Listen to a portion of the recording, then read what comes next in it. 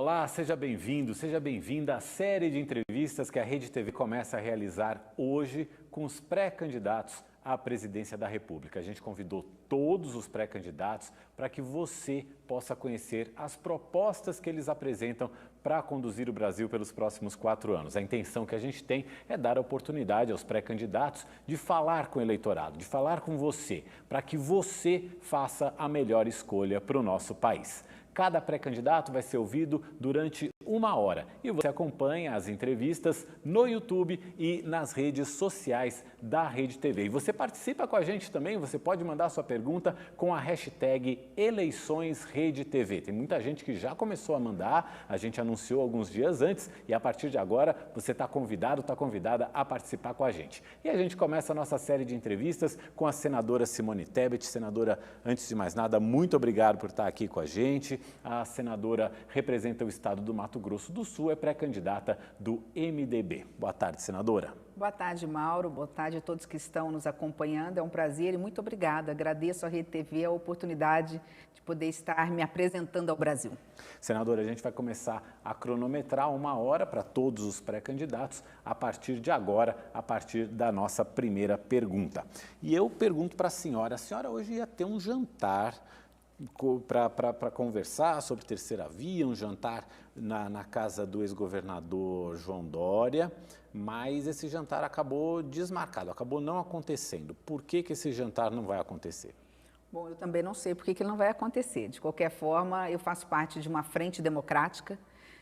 Hoje nós somos, por enquanto, em 4 partidos que queremos apresentar uma alternativa para o eleitorado. A democracia do Brasil, ela é forte o suficiente, madura o suficiente para ter que aceitar apenas 2 candidaturas polarizadas entre Bolsonaro e Lula, que hoje despontam nas pesquisas, numa falta total de alternativa. Há uma parte significativa do eleitorado que quer opções, que quer ter o direito, e tem o direito de escolher um candidato. Diante disso, o MDB, Cidadania, PSDB e União Brasil, que é o antigo DEM com PSL, portanto, na realidade são 5 partidos, nos unimos e hoje temos 3 pré-candidatos. Esses 3 pré-candidatos estabeleceram uma data, que é o de dia 18 de maio, para lançar o seu pré-candidato ou a sua pré-candidata à presidência da República. Qual é o critério para escolher esse pré-candidato ou essa pré-candidata? Serão os presidentes de partido que vão estabelecer. Então, no meu caso, eu dei uma procuração em branco para o presidente do MDB, Baleia Rossi, que é quem tem a legitimidade de junto com os demais partidos, escolher um critério. Eu entendo que não serão os pré-candidatos a definirem esses critérios. Como o Luciano Bivar estava viajando, está para o exterior, e eu tenho um compromisso daqui a pouco, eu tenho que correr para o aeroporto para ir para Brasília, e nós não podemos estar nesse jantar, eu acredito que foi uma das razões do cancelamento. Mas é importante dizer, Mauro, que nós não precisamos estar nesse jantar. Quem tem que decidir qual é o critério a ser adotado, se vai ser uma qualitativa, quem é o mais rejeitado, conta ou não conta, quem está despontando nas pesquisas, qual é o critério da escolha do pré-candidato, são os presidentes de partido, porque é assim que reza a regulamentação eleitoral e partidária. São partidos, senadora, que são bastante, por exemplo, o DEM e o PSL às vezes discordam em alguns temas. O seu partido mesmo, alguns senadores e ex-senadores estiveram num jantar com o ex-presidente Lula, manifestaram apoio ao ex-presidente Lula. Como fazer com que esses partidos, de fato, conversem e lancem uma candidatura única? E viva a democracia. Né? É por isso que nós não podemos abrir mão dela, né? Dos valores democráticos, da liberdade acima de tudo, né? Da liberdade, primeiro, de termos vários partidos constituídos e esses partidos estarem procurando, através dos seus quadros, fazer a boa política. Eu pertenço ao maior partido do Brasil. É o partido que tem o maior número de prefeitos, de vice-prefeitos, de vereadores e vereadoras, o maior número de filiados, são 2 milhões de filiados. O MDB que eu represento é aquele MDB raiz, de Ulisses Guimarães, Tancredo Neves, Mário Covas, entre tantos, que lutou pela redemocratização, depois pela Constituição Cidadã, que efetivou os direitos sociais que estavam na Constituição, que implantaram o SUS, que foi responsável depois para combater a hiperinflação e daí em diante. Hoje o MDB se reinventa, o MDB, que é aquele gigante adormecido, resolveu acordar diante das dificuldades e dos problemas graves que o Brasil está atravessando. E esse partido não tem a unanimidade. Eu não tenho a unanimidade do partido, mas eu não tenho dúvida que nós chegaremos na convenção com a unidade do partido. O partido, eu diria que ele é o espelho, ele é o reflexo da sociedade. O que acontece na sociedade, ele acontece dentro do partido. Hoje nós temos o quê? Um Brasil polarizado, um Brasil dividido, um Brasil entre nós contra eles, numa política de ódio, uma política ideológica, ora para a esquerda, ora para a direita, quando a única bússola que nós temos que seguir é a do norte, de olhar em frente e resolver os reais problemas do Brasil. Então, diante disso, nós temos, não só no MDB, como nesses partidos que você mencionou, divergências, discussão, debate. Por isso é que nós estabelecemos a data do dia 18 de maio, para resolver todas essas questões e sair do dia 18 de maio, impreterivelmente, com um nome que vai se apresentar ao Brasil.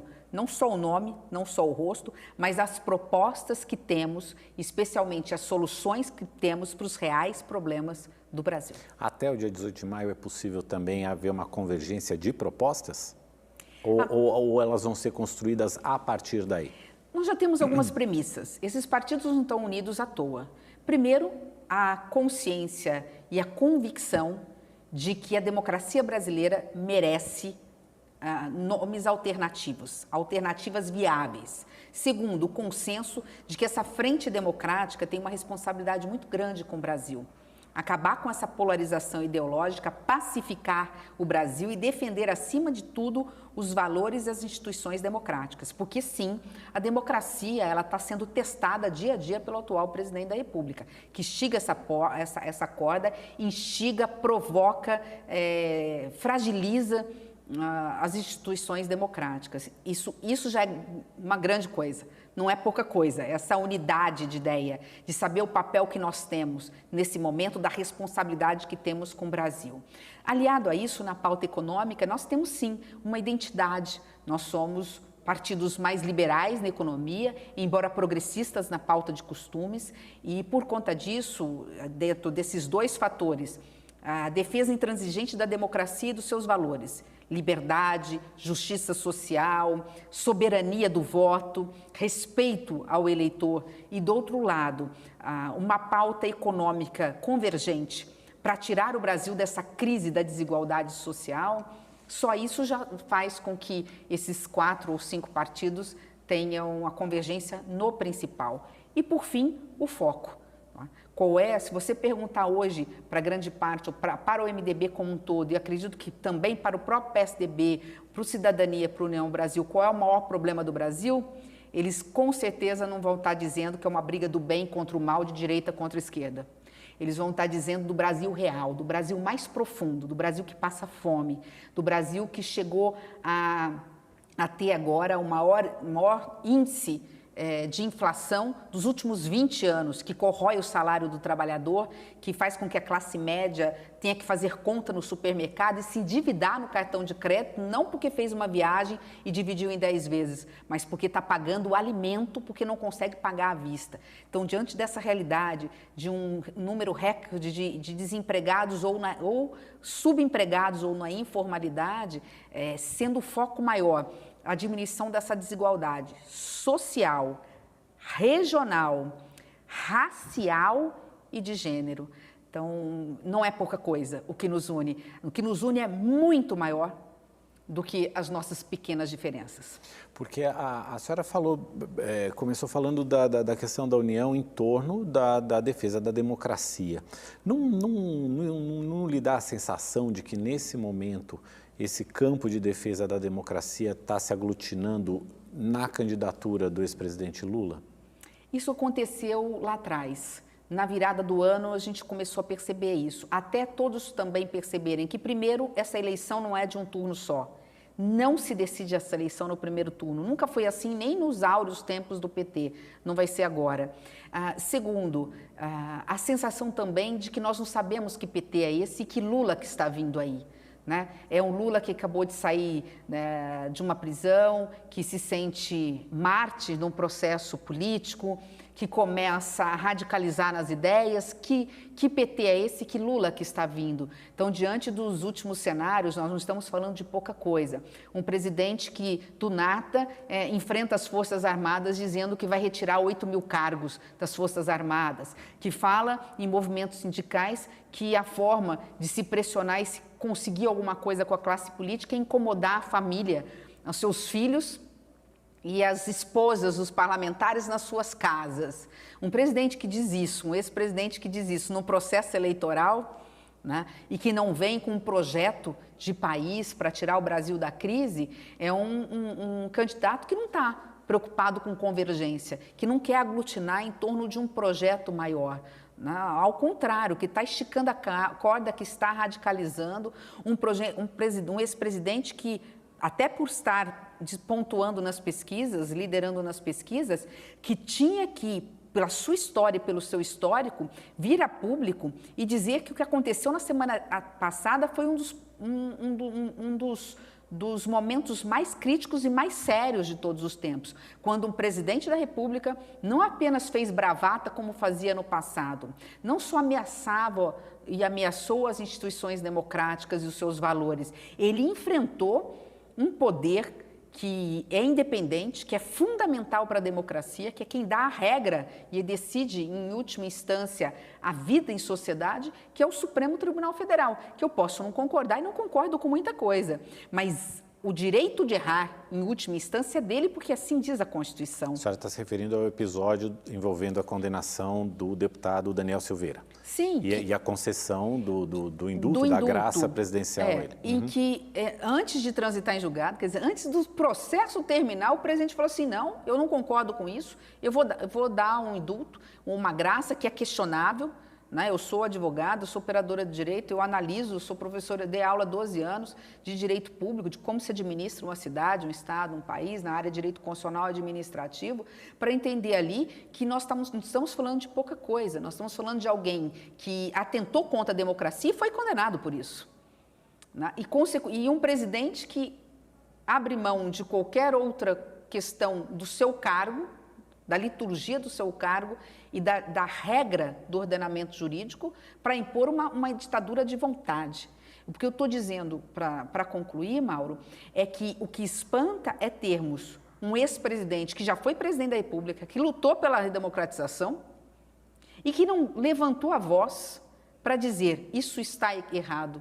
Num completo silêncio, porque está esperando, não está querendo criar cisânia, não está querendo cair nas pesquisas num projeto simplesmente político-partidário ou ideológico ou pessoal. O momento não é de uma eleição ou de uma candidatura partidária.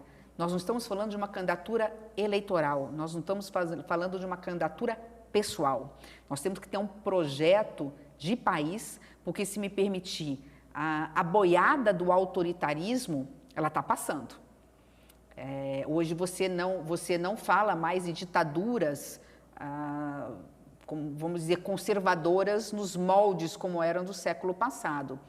Você simplesmente fragiliza as instituições democráticas e vai ali como num queijo suíço, minando e fragilizando as instituições, armando a população, né, flexibilizando regras no que se refere aos órgãos de fiscalização e controle, fragilizando as instituições que fazem a fiscalização do próprio governo, colocando as instituições umas contra as outras, colocando as redes sociais através de fake news, tentando imputar a elas mentiras travestidas de verdades e confundindo a cabeça da população. E contra tudo isso, nós temos que reagir, nós temos que nos posicionar independentemente de isso estar atraindo votos ou não. É nosso papel, é nossa missão defender a democracia. Sem ela não há nada. Para a gente encerrar esse bloco de perguntas mais voltados à política, à composição política,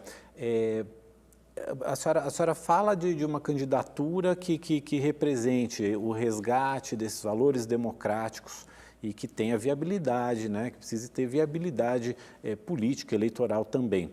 É possível considerar e chamar para esse grupo de discussão também o candidato Ciro Gomes?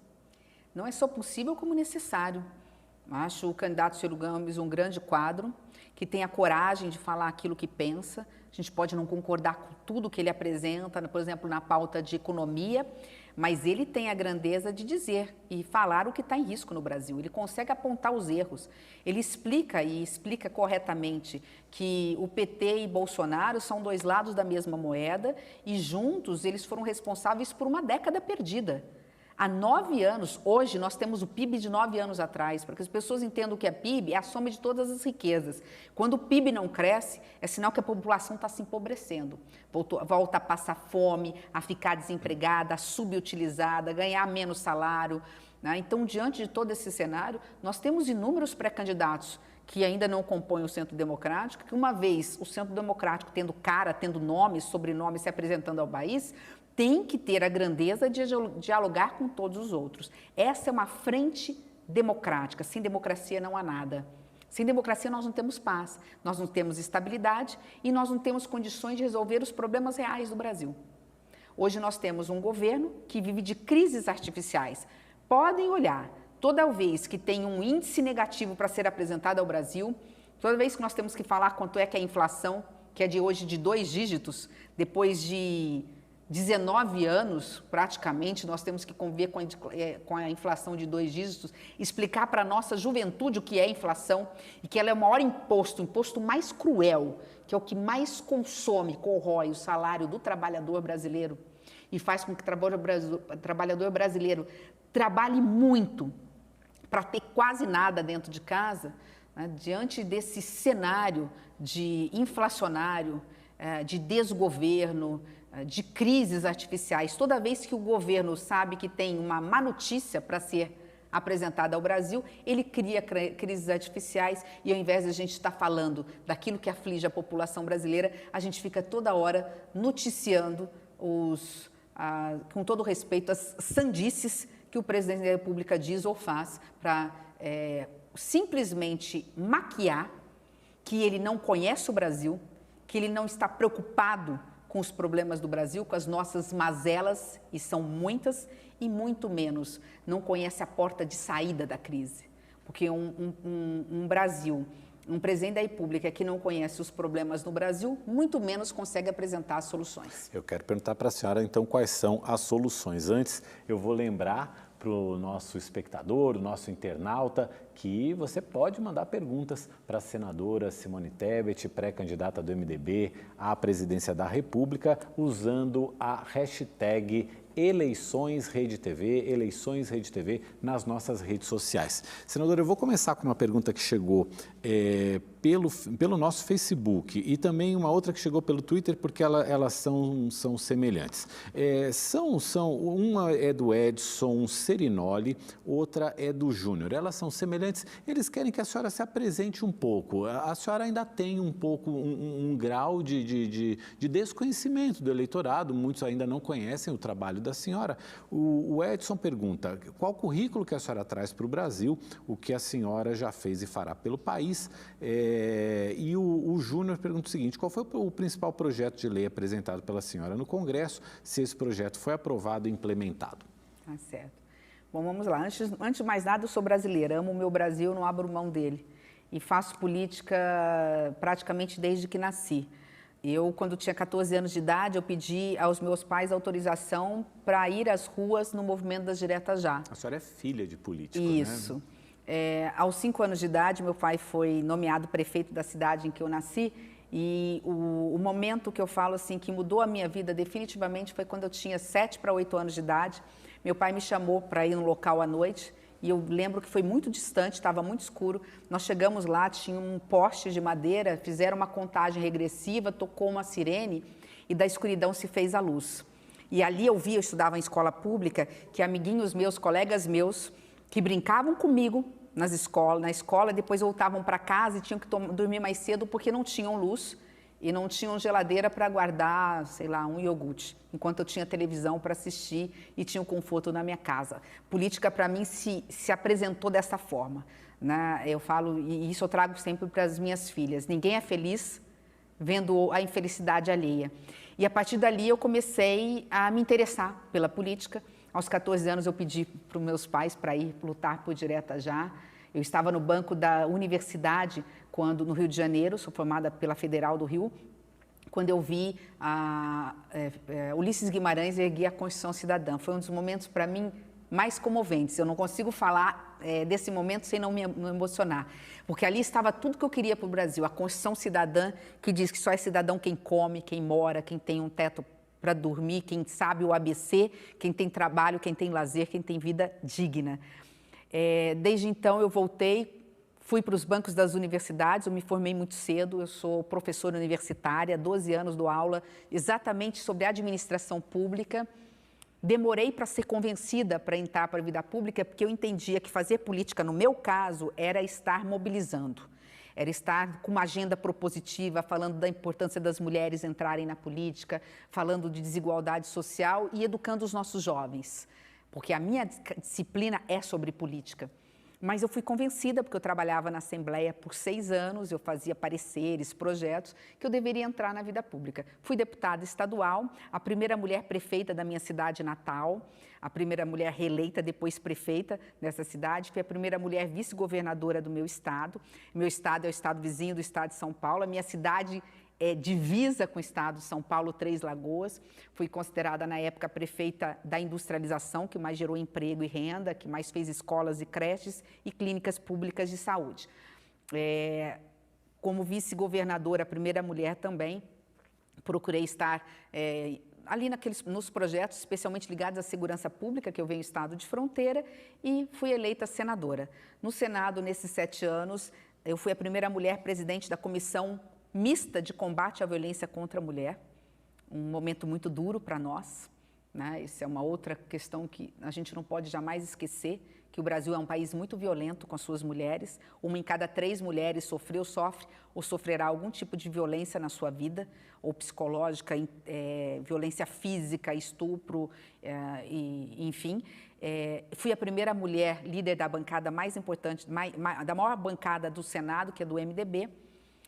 A primeira mulher a presidir a comissão mais importante do Congresso Nacional, que é a CCJ, por onde passam as reformas, e depois fui a primeira mulher a ter coragem de enfrentar um sistema de orçamento secreto, de emendas e tudo mais. Entendia que o presidente da República, seja ele qual for, não pode ditar regras para o Congresso Nacional e não podia ter o seu candidato à presidência do Senado e da Câmara. Então, fui a primeira mulher em 198 anos de história do Senado a se apresentar como candidata à presidência do Senado. Não ganhei a eleição, mas não perdi a honra, porque não me deixei também ser seduzida. E depois, por conta disso, virei a primeira líder da bancada feminina, porque a gente vai abrindo portas. Esse é o problema das mulheres. A gente não adianta bater na porta, a gente tem que empurrar as portas, a gente tem que se apresentar. E com isso, Mauro, na liderança da bancada feminina, nós fomos surpreendidos no momento mais delicado da história, no meio de uma pandemia sanitária que falava de vida, né? Fala de filho, fala de pais, fala de saúde. Não tinha uma mulher na CPI. Foi lá a nossa briga. Aí a história todo mundo conhece, né? E fico feliz da bancada feminina ter feito bonito, com equilíbrio, com moderação, mas mostrando que tem coragem, mostrando que nós amamos o Brasil, que nós fazemos política com seriedade, nós acabamos sendo fundamentais no processo de investigação e nesse momento tão triste que o Brasil atravessou. A senhora se referiu agora há pouco ao problema da inflação e da fome. Aí eu quero passar para a fase propositiva da nossa conversa. Como superar essa inflação? Como a senhora, se for a futura presidente do país, pretende agir para superar esse quadro que a gente tem de preços em disparada? Bom, não levando Lula e Bolsonaro para o segundo turno, porque um segundo turno em Bolsonaro e Lula vai levar o segundo turno só vai terminar em dezembro de 2026. O Brasil não vai ter paz. Sem paz e na polarização, você cria uma instabilidade econômica, primeiro política, institucional, depois econômica. Então, toda vez que você cria essa instabilidade, você tem a queda da Bolsa, você tem a desvalorização do câmbio com o aumento do dólar. E no Brasil, aliás, no mundo globalizado, né, nós temos uma economia dolarizada. Nós temos economia onde tudo é dólar, está dolarizado. Eu dou 3 exemplos simples, né? O que não falta na mesa do povo brasileiro? O pãozinho, o macarrão, o arroz. Que bom que o feijão nós produzimos graças à nossa agricultura familiar, responsável pela maior parte da produção do feijão no Brasil. Mas nós temos problema em produzir trigo para o nosso pãozinho, né, para o nosso macarrão e o próprio arroz. Nós importamos esses produtos. Se nós importamos, nós pagamos em dólar. Se o dólar está alto, você tem o aumento da inflação. Se o dólar está alto, nós refinamos, trazemos o petróleo refinado para o Brasil e pagamos em dólar. E o barril do petróleo, quando passa de 80 para 90, de 90 para 100, de 100 para 110 dólares, de 110 para 120, você aumenta, consequentemente se repassa no preço da bomba e o preço da gasolina sobe. Então, o preço da gasolina subindo. Você trazendo fertilizantes, que é o adubo que é necessário para o agronegócio produzir mais barato, trazendo esse fertilizante dolarizado. 85% dos fertilizantes são trazidos de fora. Começa já na base, ali, na base, o problema da inflação. Essa inflação, ela tem a ver com dólar alto, e o dólar alto tem a ver com problema de fator interno. Toda vez que a gente pega o histórico dos últimos anos, toda vez que nós tínhamos e nós temos um presidente da República que faz medida econômica errada ou que fala algo que ameace, seja as instituições, ou fala algo contrário ao próprio setor produtivo, pode analisar, o mercado fica nervoso, a bolsa cai, o dólar sobe e, consequentemente, tudo fica inflacionado. Como resolver? Eu diria que pelo menos 30% desse problema se garante com um presidente da República que venha para pacificar o país. Quando eu escutei isso de um grande economista, um dos maiores do Brasil, quando eu fiz uma pergunta para ele, Mauro, eu fiz a pergunta seguinte: qual é a primeira medida que você acha que tem que fazer quando que o próximo presidente da República tem que fazer, né, do centro democrático? Ele falou assim: só ganhar a eleição. Se ganhar a eleição, vai estabilizar os ânimos. O Brasil precisa assegurar para os seus investidores privados, para quem tem dinheiro, para o setor produtivo, para o empresário, para o economista, para o prestador de serviço público, para o micro e pequeno empresário, garantir segurança jurídica. Nós falamos muito da segurança institucional, democrática, segurança jurídica. Nós honramos os contratos, nós não ficamos mudando a legislação. A responsabilidade fiscal ela é importante como meio para se alcançar a responsabilidade social, que é diminuir a desigualdade, que é a maior do mundo. Nossa maior vergonha é a desigualdade social no Brasil. Então, são medidas relativamente simples, mas que impactam diretamente na inflação e, consequentemente, no poder de compra da população brasileira. Agora, a gente tem, de fato, um quadro mundial que foi completamente desorganizado por conta da pandemia, a questão do fornecimento dos suprimentos, produção. Até hoje tem navio parado nos portos da China por conta de lockdown. Existe também um fenômeno, guerra na Ucrânia. A gente tem um contexto mundial que também interfere na questão da nossa inflação, na questão dos nossos alimentos, o próprio trigo é um fator assim. Como nos tornar menos vulneráveis a esse cenário? Bom, existem esses fatores externos, e existiram, é verdade, mas o mundo inteiro passou por ele e está passando. Passou por ele na pandemia e está passando na guerra da Ucrânia e da Rússia, que você tem razão. Na parte de fertilizantes, que é o que eu falei, e de trigo, são os que mais nos impactam e somos mais dependentes dele. Mas a América Latina também, os Estados Unidos também, eles estão saindo dessa crise muito melhores do que nós. Basta ver os índices, os dados não só do PIB do ano passado, comparado na América Latina, como a questão inflacionária. O mundo está inflacionado, mas não na crise, no crescente quanto o do Brasil. Então, você tem total razão, além da questão da estabilidade, dar estabilidade institucional, jurídica, é importante garantir segurança socioambiental. Isso é realmente importante. E aí entra na questão da economia. Hoje nós não temos um governo que tem um planejamento e muito menos controla o orçamento para poder fazer do orçamento, porque dinheiro tem, políticas públicas e também fazer parceria com a iniciativa privada. Vamos lá.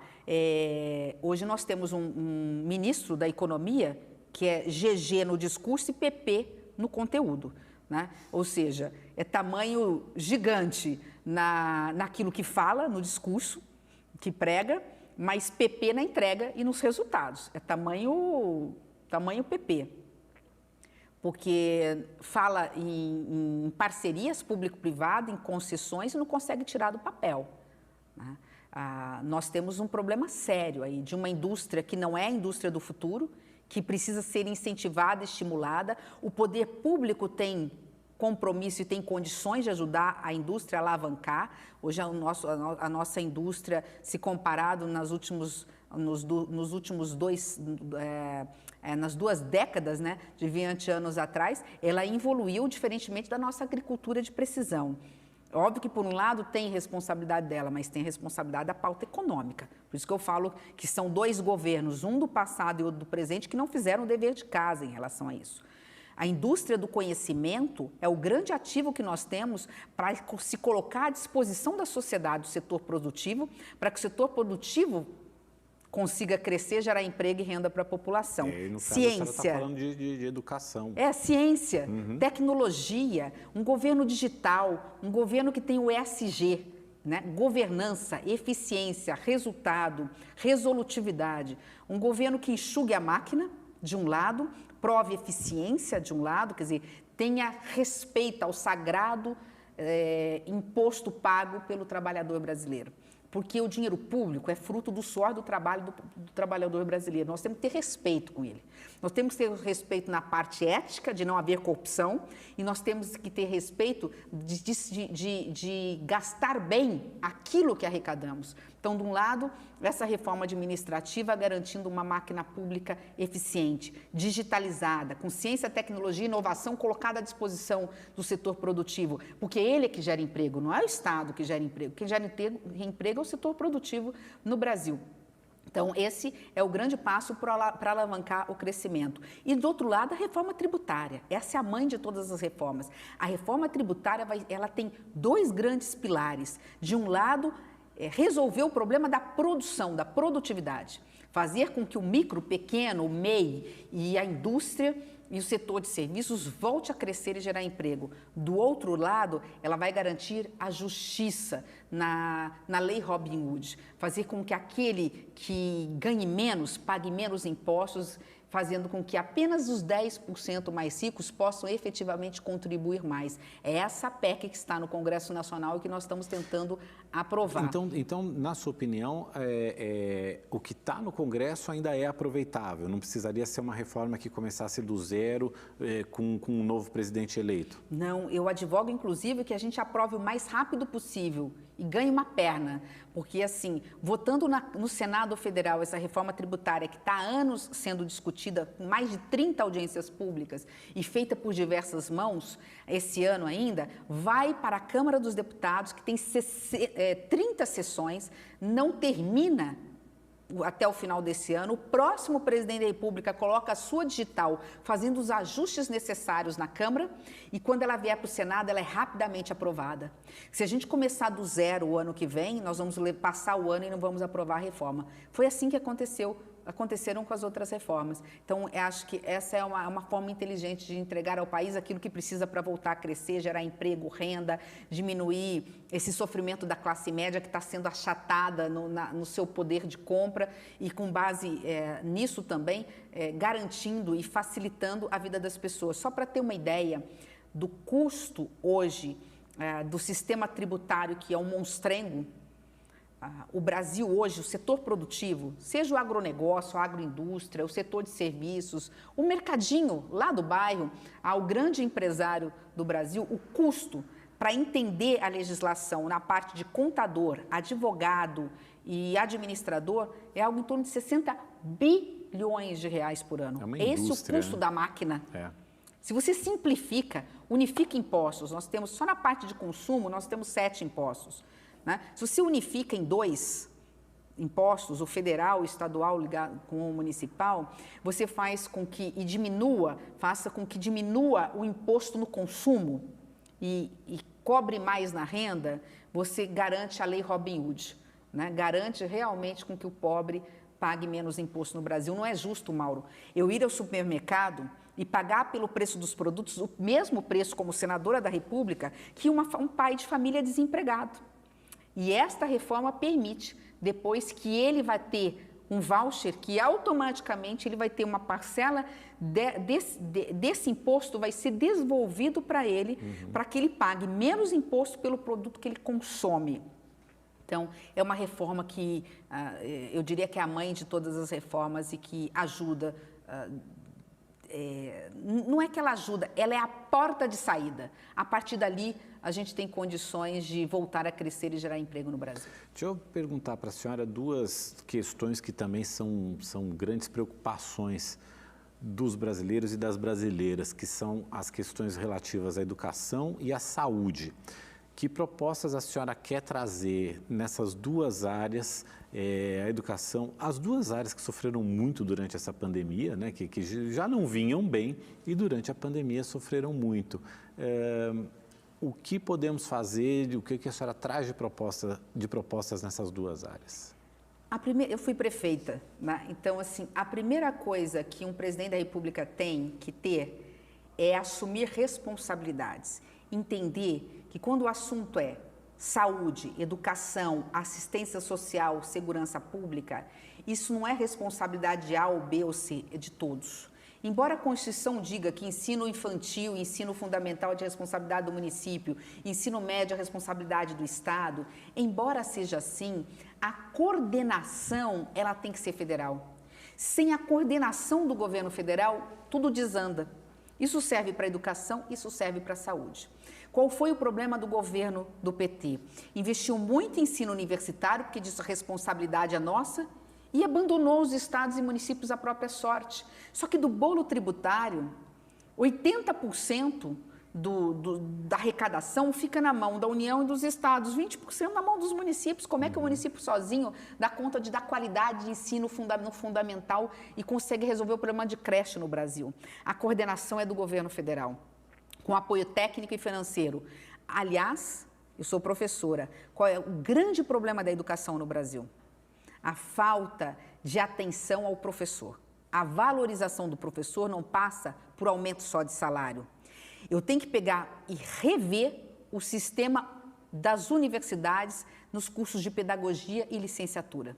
Se nós formarmos um bom professor e dizer nós vamos remunerá-lo, nós vamos valorizá-lo, nós vamos dar assistência psicológica para você, nós vamos protegê-lo, nós vamos prepará-lo, nós não vamos ter só os alunos com baixa índice no Enem indo para pedagogia e para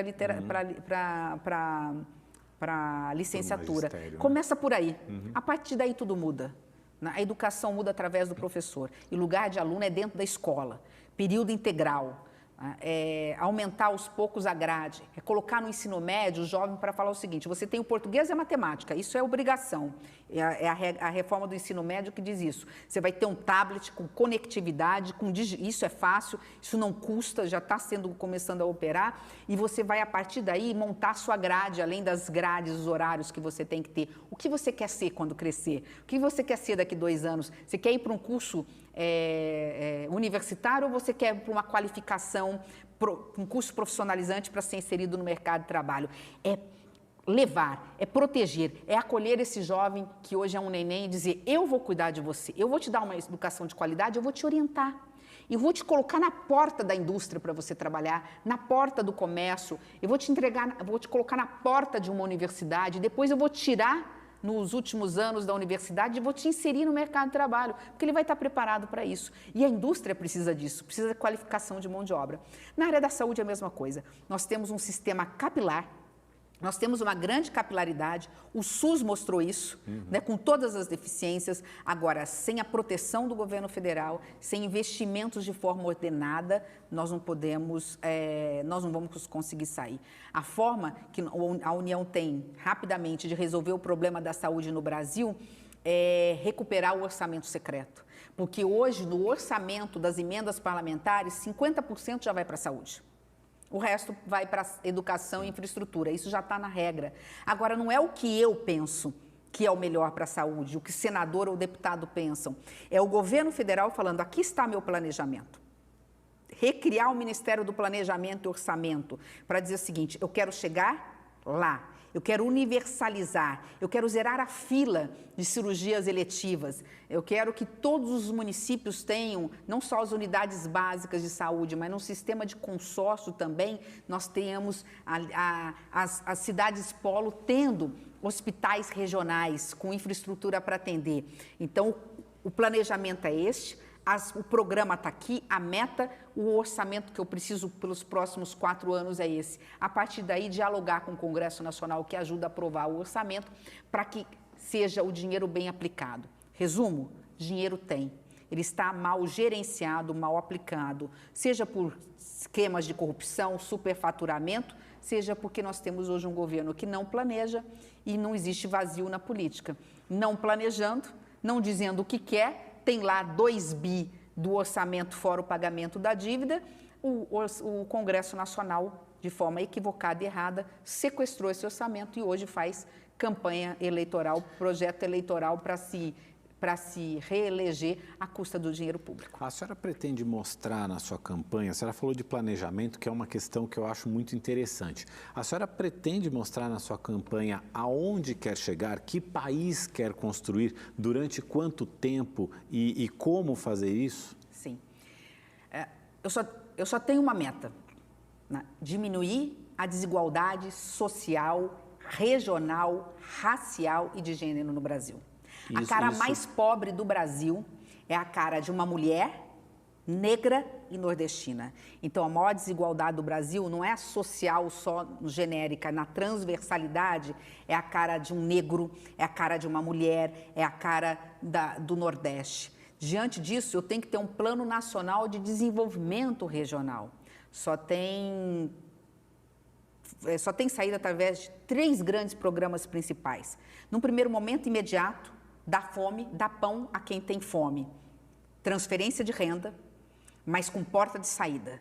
Transferência de renda, utilizando os assistentes sociais para entrar nas casas, ver quem realmente precisa, mudando as faixas, dando mais para quem tem mais filhos e qualificando o jovem e aquele trabalhador, aquela mulher, para que ela possa sair, ser empregada, ficar um tempo ainda ganhando a transferência de renda e depois entrar outros nessa fila.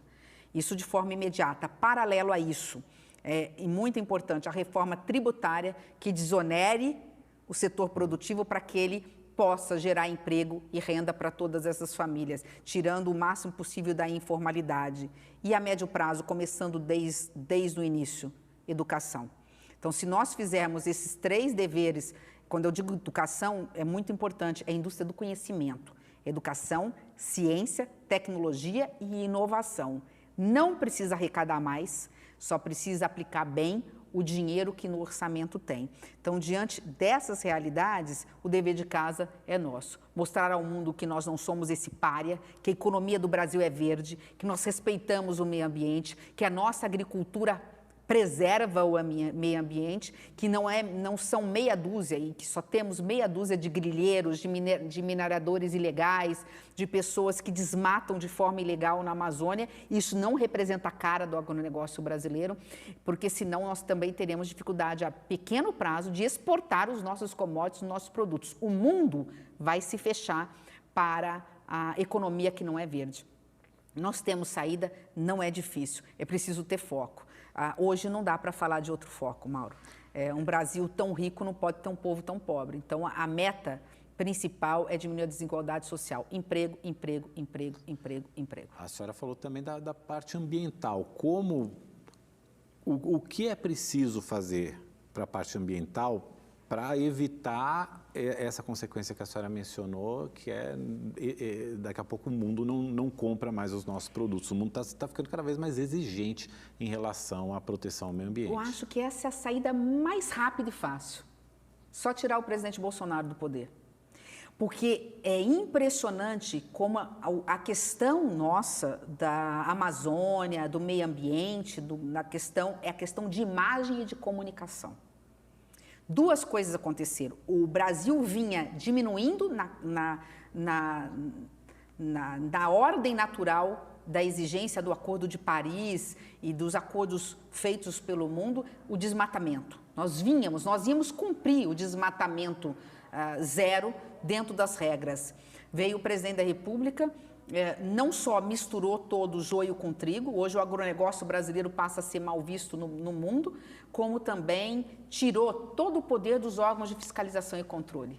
IBAMA, o ICMBio, o próprio INCRA, que não consegue regularizar a questão da regularidade fiscal, regularidade fundiária dentro das regras, né? Abriu as portas. Incentiva projetos de lei gravíssimos de retrocessos, que é a PEC da grilhagem, da mineração em terras indígenas. Então, passa para o mundo uma imagem irreal do Brasil. Realmente nós temos o problema do desmatamento, realmente nós temos que combater esse desmatamento, mas é uma meia dúzia que faz. É fácil resolver. Nós estávamos no caminho certo. Nós estamos hoje na contramão. Quando nós fizermos isso, nós temos bilhões, não são milhões, são bilhões de investimentos privados querendo vir para o Brasil, querendo dizer o seguinte: nós não queremos nada, a soberania é nacional, a soberania é brasileira, a Amazônia Legal é nossa do Brasil. Eles sabem disso, eles querem apenas ajudar a preservar esse santuário, garantindo às cidades amazônicas subsistência. E é fácil, garantindo a quem mora na Amazônia Legal a subsistência. Eu estive recentemente no Pará e fiquei encantada com a unidade de conservação que foi implantada lá, com o governo do Helder, que está fazendo uma belíssima administração nessa questão ambiental e está pronto para receber fundos bilionários no que se refere a garantir a floresta em pé, garantindo a subsistência, a comida no prato do homem e da mulher amazônicos, utilizando-se ali da pesca, da floresta, do buriti, do açaí, do cacau, numa, vamos dizer assim, exploração equilibrada, sustentável, de desenvolvimento sustentável. Sem contar a riqueza biológica, da biodiversidade que existe ali, que pode ser explorada, inclusive, até pela moléculas, indústria química, farmacêutica, pela medicina, etc. E que Colômbia e outros países que ainda tem um pedacinho tão pequenininho da Amazônia já estão fazendo, e o Brasil não. Imagina a quantidade de empregos diretos e indiretos que a economia verde na Amazônia Legal pode gerar, não só na parte deles, do seu próprio sustento, mas na parte de exportação desses produtos agrícolas, semi-elaborados, na parte de cosméticos, na parte de medicina. Imagina as patentes que podem sair dali, né, com valores bilionários, podendo depois serem ativos muito fortes para o Brasil. A senhora tá nos falando aqui sobre um país que a senhora projeta, que continua sendo forte na parte do agronegócio, mas a senhora tem chamado bastante atenção também para a parte da indústria, da ciência, da tecnologia. O que a senhora projeta em termos de peso desses dois campos na nossa economia, caso a senhora seja eleita e tente fazer de fato mesmo uma política de planejamento? A que ponto devemos chegar em termos de vamos continuar sendo uma potência do agronegócio, vamos continuar sendo exportadores de commodities, ou precisamos também ter outras fontes de riqueza? Um não rivaliza com o outro, ao contrário, tudo vem da matéria-prima, tudo vem do campo. Eu venho do agronegócio. Meu estado de Mato Grosso é um dos estados que mais produz grãos, milho, soja, celulose, cana-de-açúcar, a própria pecuária. O que me dói só é como esse setor é um setor de precisão, é um exemplo, é uma referência. O Brasil era o mesmo, as dificuldades de logística eram a mesma para a indústria e para o agronegócio. O agronegócio fez o dever de casa e foi protegido pelo poder público. Agora é hora de, quando eu digo protegido no bom sentido, né, agora é hora de entregar essa mesma ferramenta para a indústria, compartilhando o conhecimento, a ciência, a tecnologia, a inovação, se colocando essa tecnologia à disposição da indústria, mas também no custo Brasil, apresentando um sistema de logística através de PPPs desburocratizada, simplificada, para que o setor produtivo o setor que quer investir no Brasil, possa efetivamente, o setor privado, fazer, através da construção civil, inclusive, uma fonte geradora de emprego. Estou falando, basicamente, de entregar para a iniciativa privada toda essa parte de infraestrutura do Brasil. Olha, o Brasil é um país continental e não tem ferrovia, compare com o mundo. Você imagina, tem 23 projetos hoje prontos para irem, que resultariam em 100 bilhões. Falam algo em torno de 2 milhões e meio de empregos, diretos e indiretos, 2 milhões e meio de empregos, são 2 milhões e meio de famílias sendo empregadas, que precisam ter regras claras, simplificadas, para poder jogar isso para a iniciativa privada. Você tendo um sistema de logística, de ferrovia, de rodovias, de estradas duplicadas, você facilita o escoamento da produção e do setor industrial. Então, um não compete com o outro, mas me dói saber que o nosso boi vai sangrando para a Europa. Né? No máximo, ele aqui é resfriado. Você não tem o processo de semi-elaborado, do wet blue, do acabado, salvo raríssimas fábricas de calçados no Brasil. E desculpa, isso serve também para soja, isso serve para madeira, isso é madeira, obviamente, rastreável, né, com o selo. Isso serve para toda a cadeia produtiva. Então, é o agronegócio que, além de ser commodity de exportação, servir de matéria-prima para a nossa indústria. É uma indústria que só vai também ser produtiva e ser eficiente quando nós nos abrirmos mais para o mercado internacional. O protecionismo exagerado do Brasil impede a própria indústria. Ela pode ser boa para determinados segmentos industriais, mas ela é péssima para a indústria de um modo geral. Basta ver esses 20, 30 anos o quanto a indústria decresceu no Brasil e esse protecionismo, esses juros subsidiados e créditos e gastos tributários muito específicos e direcionados consumiram algo em torno, hoje no Brasil, de 400 bilhões por ano e não deram resultado prático. O Brasil cresceu 1%, muito pouco. Aí a pergunta mais importante, o Brasil se desenvolveu? Quer dizer, o Brasil cresceu com qualidade de vida, só aumentou o fosso. Os mais ricos cada vez mais ricos, a população pobre cada vez mais pobre, uma classe média achatada que está indo cada vez mais para essa linha da pobreza. Senadora, eu vou passar para um próximo tema e vou contar com a ajuda aqui de um nosso espectador, é o Marcelo Prates, que está nos acompanhando pelo YouTube. Eu lembro que se você quiser participar aqui com a gente, mandando a sua pergunta, você pode usar a hashtag EleiçõesRedeTV nas nossas redes sociais para mandar uma pergunta para a senadora Simone Tebet, pré-candidata à presidência pelo MDB. O Marcelo Prates, ele pergunta o seguinte: se a senhora é a favor de muitos partidos políticos, dessa configuração que nós temos muitos partidos políticos. E eu quero emendar a seguinte pergunta: nessa configuração, como governar o país junto com o Congresso, com um Congresso fragmentado em tantas correntes, em tantos partidos, eventualmente sendo eleita por um partido que não vai ter maioria? Como governar? E essa questão dos partidos que o Marcelo nos pergunta. Marcelo, sua pergunta é tão importante. Todo mundo fala de uma reforma política. Eu falo que a gente não precisa de reforma política no Brasil, ela vem sendo feita ao longo do tempo. Aliás, quando faz as reformas, normalmente é uma reforma eleitoral e nunca é boa coisa. Então é melhor deixar para lá. O grande problema do Brasil está nessa questão de nós termos um Brasil com o maior número, proporcionalmente, de partidos praticamente do mundo. Quando, em 2007, eu acho que foi 2007, o Brasil levou muito tempo para aprovarmos no Congresso Nacional a chamada cláusula de barreira. Os partidos que não tiverem voto em determinadas regiões, com determinado número de votos, automaticamente vão ficando para trás. Os candidatos têm que mudar de partido e você vai transformar esse número excessivo de partidos em partidos menores.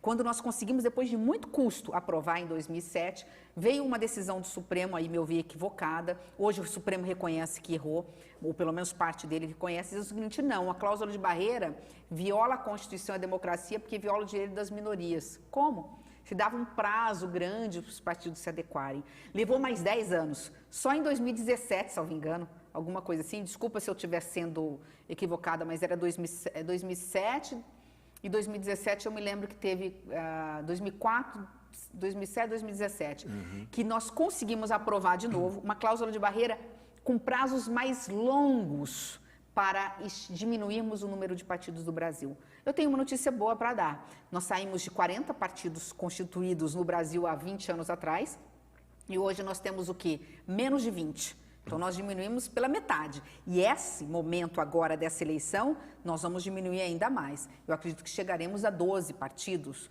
com representação no Congresso. Então, assim, Uma coisa, e aí vem a sua pergunta, né, Mauro? Uma coisa é inviável.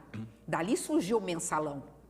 Eu tenho que financiar, pagar, que é um absurdo, não é justificativa. Não é justificativa, porque você tem a vontade, você tem o povo ao seu lado, quem tem o povo ao seu lado e é honesto, tem um governo ético, consegue fazer o que precisa ser feito sem precisar abrir esquemas de corrupção. Veio o mensalão, quando o mensalão foi descoberto, criaram o petrolão, agora quem não pode nem mensalão nem petrolão tem o orçamento secreto que é distribuído aí para se votar projetos.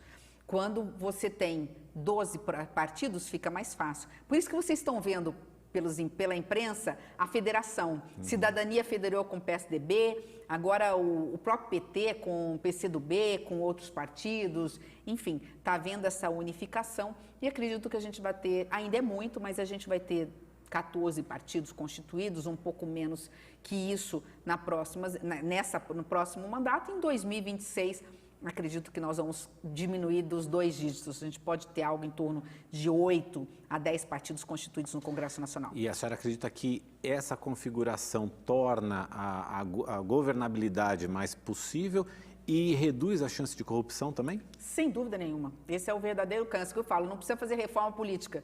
Nós precisávamos da cláusula de barreira. Pena que ela ficou alongada, ela ficou muito longa, mas estamos chegando lá. 2026 talvez nós tenhamos um mundo ideal. Não podemos esquecer que numa democracia você não governa com todos, você tem que governar com a maioria. Um governo eleito, por exemplo, com uma agenda liberal na economia, tem que ter ao seu lado partidos que pensam igual e deixar aqueles que pensam diferente fazendo oposição. É importante a oposição. A oposição, ela nos impede de errar. Ela é uma forma de fiscalizar o executivo. Então, você não quer ter e nem vai ter a unanimidade. Um governo eleito pelo povo e sendo honesto e ético, ele não vai ser sequestrado, ele não vai ser chantageado, ele não vai ser coagido por meia dúzia dentro do Congresso Nacional. Ele vem forte pela opinião pública para fazer as reformas que precisam ser feitas, para implantar as medidas que precisam ser implantadas, sem precisar do toma lá da cá, do fisiologismo, de entrega de ministérios e de cargos para governar. Agora, eu entendo, particularmente, que você tem que chamar partidos para governar consigo. Você não tem que ter um partido homogêneo, né? E governando e tendo nos ministérios só os seus. Você tem que compartilhar esses espaços de poder, não como uma forma de comprar a base, mas como uma forma de dividir as atribuições e ter pensamentos e ideias diferentes compondo. Quando você tem pensamentos divergentes dentro do mesmo debate, a chance, através do diálogo, de errar é muito menor. Então, acho que esse é o caminho de se acertar na política. Senadora, a gente já está quase esgotando o nosso tempo. Eu queria fazer uma última pergunta. Eu vou pedir para a senhora ser mais breve, mais sucinta que a senhora puder, mas é uma pergunta que eu quero fazer para todos os pré-candidatos para a gente encerrar a entrevista. Por que a senhora quer ser presidente do Brasil? A resposta hoje está em cada esquina de cada cidade brasileira. Não é possível hoje nós, pessoas públicas, termos uma noite serena de sono, tendo famílias, milhares de famílias dormindo no sereno da noite, nas ruas da cidade, em barracos de lona, tendo que fazer uma dura e cruel escolha entre pagar o aluguel no final do mês ou colocar um prato de comida na mesa.